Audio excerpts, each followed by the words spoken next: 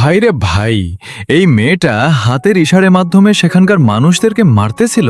এই সিন দেখার পর মনে হচ্ছিল আমি কোনো অ্যানিমে দেখতেছি নাকি মানুষ হত্যা দেখতেছি। মানুষরা যদি ডেমনদের কন্ট্রোল করতে পারে তাহলে কি হতে পারে সেটা তো আপনারা বুঝতেই পারতেছেন। সেই ডেমনের মাস্টার যদি খারাপ কোনো মানুষ হয় তাহলে তো আর কোনো কথাই নাই। এইরকম দুর্দান্ত একটা ডার্ক ফ্যান্টাসি অ্যানিমে আজকে আমরা এক্সপ্লেইন করব। অ্যানিমেটার নাম demons of the shadow realm. তো চলেন টাইম নষ্ট না করে কাহিনীতে ঢুকে পড়ি। তো শুরুতে আমাদের দেখানো হয় একটা গ্রামের দৃশ্য। একটা ঘরের মধ্যে একজন মা তার বাচ্চাদের জন্ম দিচ্ছে, কিন্তু সেখানে তাদের দাদিমা বলে এই বাচ্চার জন্ম থামাতে হবে। তখন সেখানে আরেকজন বলে, আপনি কি সব বলতেছেন দাদিমা, বাচ্চার জন্ম কিভাবে থামাবে? দাদিমা বলে, যদিও এটা সম্ভব না, কিন্তু এই বাচ্চা বড় হয়ে ডেমনদের কন্ট্রোল করতে পারবে। এরপর তাদের জন্ম হয়ে যায় আর আমরা দেখি তাদের পিতা হতাশাগ্রস্ত অবস্থায় আছে। তো কেন তারা এরকম করতেছে? এই যমজ বাচ্চার মূল রহস্য কি সেটা আমরা সামনে ধীরে ধীরে জানতে পারবো। কিছু বছর পর আমাদের দেখানো হয় একটা সুন্দর গ্রামের দৃশ্য। সেখানে আমরা যমজ দুই বাচ্চার মধ্যে একজনকে দেখি যার নাম ইউরি। ইউরি একটা পাখির শিকার করতে আসে এবং শিকার করেও ফেলে। তখন সে উপরের দিকে কিছু একটা লক্ষ্য করে। আমরা দেখতে পাই ধোঁয়ার মতো কিছু একটা যাচ্ছে, উড়োজাহাজ বা প্লেন টাইপের। ইউরি যখন গ্রামে ফিরছিল তখন তার সাথে দেখা হয় গ্রামের এক ছেলের নাম ডেনজি। ডেনজি ওর বন্ধু। ডেনজি ইউরিকে দেখে বলে, আরে ইউরি, তুমি আমাকে না নিয়ে কিভাবে শিকারে গেলে? ইউরি বলে, আরে আমি এমনি এমনি শিকারে গেছি। ডেনজি বলে, তুমি তো জানোই এই গ্রাম থেকে বাইরে গেলে অনেক বিপদ আছে, তারপরেও কেন গেলে? ইউরি জানায়, আরে লেফট আর রাইট আছে না, তারাই আমাদের রক্ষা করবে। অর্থাৎ গেটের মধ্যে দুইটা মূর্তি আছে, ওদের কথাই বলতেছে। তখন ডেনজি বলে, আরে তুমি তো দেখি লাল তিতির মেরে ফেলছো, তার মানে এটা মারা অনেক কষ্ট হয়েছে, তাই না? ইউরি বলে, আরে না, একদম সহজ ছিল। এরপর আমরা দেখি গ্রামের কিছু লোক ইউরিকে দেখে বলে, আরে কি খবর ইউরি? ইউরি বলে, আরে না, তেমন কিছু না, আমি কি আপনাদের সাহায্য করতে আসবো? সমস্যা নাই। তারপর ইউরি তাদের ঘরে চলে আসে। সেখানে আমরা তাদের দাদিমাকেও দেখতে পাই। ডেনজির মা ডেনজিকে চিল্লাচ্ছে, আরে তুমি কি ইউরির মতো হতে পারো না? ইউরি যেভাবে প্রত্যেক দিন কাজ করে, সবাইকে সাহায্য করে। ডেনজি বলে, আরে তুমি শুধু ইউরিকেই দেখো, আমি যে কাজ করি সেটা তোমার চোখে লাগে না? তখন ইউরি দাদিকে জিজ্ঞেস করে, আশা কোথায়? আমার বোন আশা কোথায়? দাদি বলে, আশা তার আগের জায়গাতেই আছে, যেখানে প্রতিদিন সে থাকে। এরপর ইউরি আশার সাথে দেখা করতে যায়। আমরা দেখি আশা একটা খাঁচার মতো জায়গায় বন্দি অবস্থায় আছে। কেন ওকে এভাবে রাখা হয়েছে সেটা এখনো বলা হয়নি। আশা ইউরিকে দেখে খুশি হয়ে যায়। তখন ইউরি বলে, আমাদের ঠান্ডার সিজনের জন্য খাবারের পরিমাণ খুবই কম, জানি না এখন কি করব। আশা বলে, তার মানে তুমি কি এখন পাহাড় থেকে নিচের দুনিয়া চলে যাবে কাজের জন্য? নিচের দুনিয়া মানে ওরা যেখানে থাকে সেটা পাহাড়ের উপর সুরক্ষা কবচ দিয়ে ঘেরা একটা গ্রাম। আর নিচের দুনিয়া বলতে আমাদের মতো সাধারণ দুনিয়া, যেখানে সবাই স্বাভাবিকভাবে থাকে। আশা আরো বলে, তার মানে তুমি আমাকে ছেড়ে মা বাবার মতো নিচের দুনিয়ায় চলে যাবে? ইউরি বলে, কখনোই না, আমি এরকম করব না, আমি সারা জীবন এখানেই থাকব, এ নিয়ে তোমার চিন্তা করার দরকার নেই। আমি যদি দামি কোনো শিকার করতে পারি, রেয়ার কিছু পাই, তাহলে আমাকে আর কাজের জন্য নিচে যাওয়া লাগবে না। এটা শুনে আশা খুশি হয়ে যায়। তখন সেখানে একজন মহিলা এসে ইউরিকে বলে, বাইরে ডেরা নামে একজন লোক তোমার জন্য অপেক্ষা করছে। ডেরা সাধারণত নিচের দুনিয়া থেকে ওষুধ আর প্রয়োজনীয় জিনিসপত্র এই পাহাড়ি গ্রামে নিয়ে আসে। আজকেও সে অনেক জিনিস নিয়ে আসছে আর গ্রামের মানুষদের দিচ্ছে। ডেরা ইউরির সাথে দেখা করে ওকে বলের মতো দেখতে একটা জিনিস দেয়। বলে, তোমার কিছু লাগুক না লাগুক, এটা আসার জন্য রেখে দাও। এরপর ডেরা চলে যায়। পরে আমরা দেখি ইউরি আর ডেনজি কাজ করতেছে। ডেনজি বলে, আমি তো তোমার বোনের সাথে কখনোই দেখা করতে পারলাম না, আশা কোথায়? আমাকে কি ওর সাথে দেখা করাবে না? ওর সাথে শুধুমাত্র কিছু লোকই দেখা করতে পারে।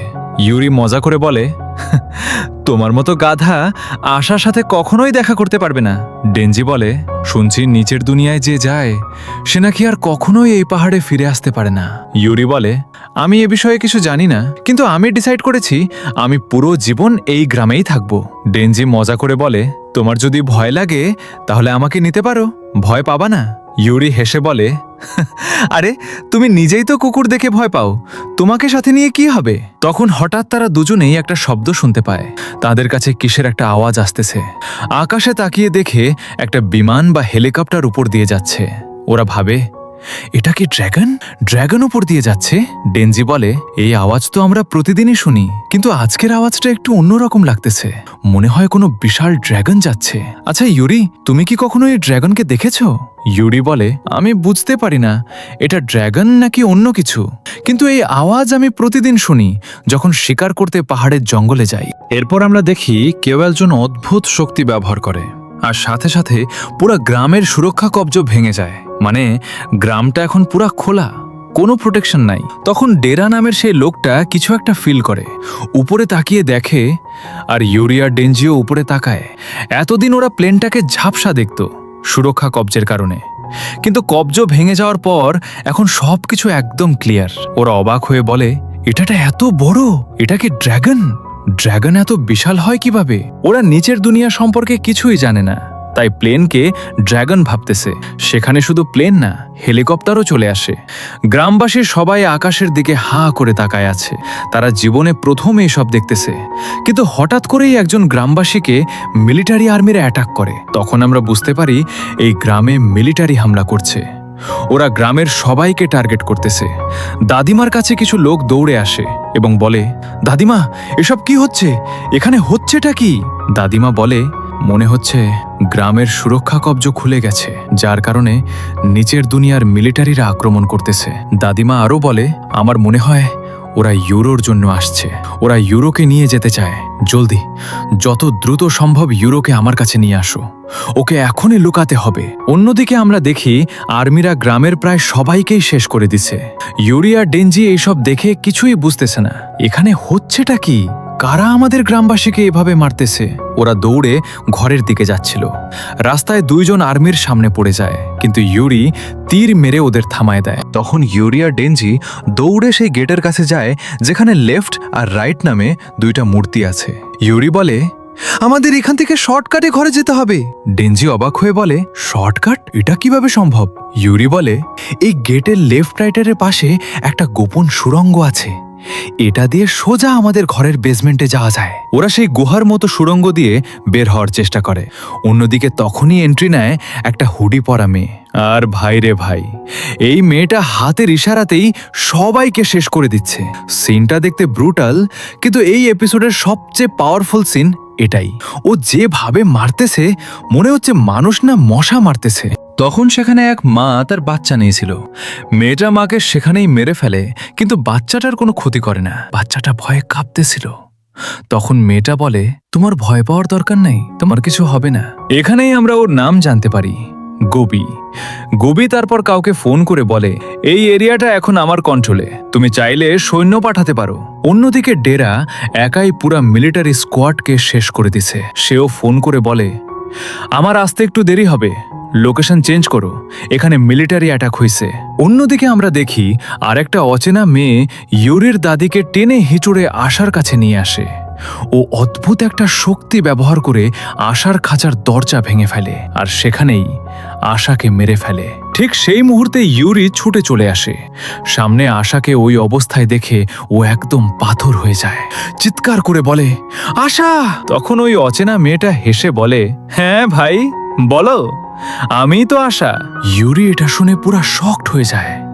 রাগে দুঃখে ও ধনুক তুলে মেয়েটার দিকে তীর মারে, কিন্তু মেয়েটাও পাল্টা শক্তি ব্যবহার করে ইউরিকে দূরে ফেলে দেয়। এদিকে ডেরা সব আর্মিকে শেষ করে শেষমেশ গোবির সামনে চলে আসে। গোবিকে দেখে ডেরা বলে, বাহ, এই ড্যামনের দাঁতগুলো তো একদম ধবধবে সাদা। তখন আমরা বুঝতে পারি গোবি আসলে একটা ড্যামন কন্ট্রোল করতেছে। ওই ড্যামন দিয়েই এতক্ষণ সবাইকে শেষ করছিল। গোবি অবাক হয়ে বলে, তার মানে তুমি ড্যামনদের দেখতে পাও? ডেরা কোনো কথা না বলে সোজা ড্যামনের উপর অ্যাটাক করে। ড্যামনও পাল্টা অ্যাটাক করে, কিন্তু ডেরা বেঁচে যায়। ড্যামনটি গুলি থেকে গোবিকে বাঁচিয়ে নেয়। গোবি বলে, তার মানে তুমি লুকিয়ে লুকিয়ে আমার সব সৈন্য শেষ করছো? ডেরা মুচকি হেসে ওকে একটা গ্রেনেড ধরায় দিয়ে সেখান থেকে সরে যায়। গোবি তখন কিছু করার আগেই ডেরা চলে যায়। ওদিকে ইউরি মাটিতে পড়ে আছে। নিজেকে আশা দাবি করা মেয়েটা বলে, আমাকে ক্ষমা করো, আমি তোমাকে আঘাত করতে চাইনি, তুমি অ্যাটাক যাতে না করো তার জন্য থামাইছি। ঠিক তখনই ইউরির পকেট থেকে ডেরার দেওয়া সেই বলটা পড়ে যায়।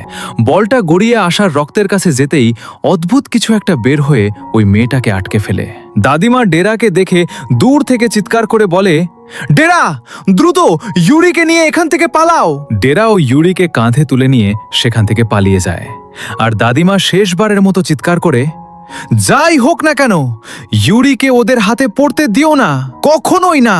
এরপর আমরা দেখি সম্পূর্ণ গ্রাম হেলিকপ্টার দিয়ে ঘিরে ফেলা হয়েছে। গ্রামটা এখন আর্মিদের দখলে।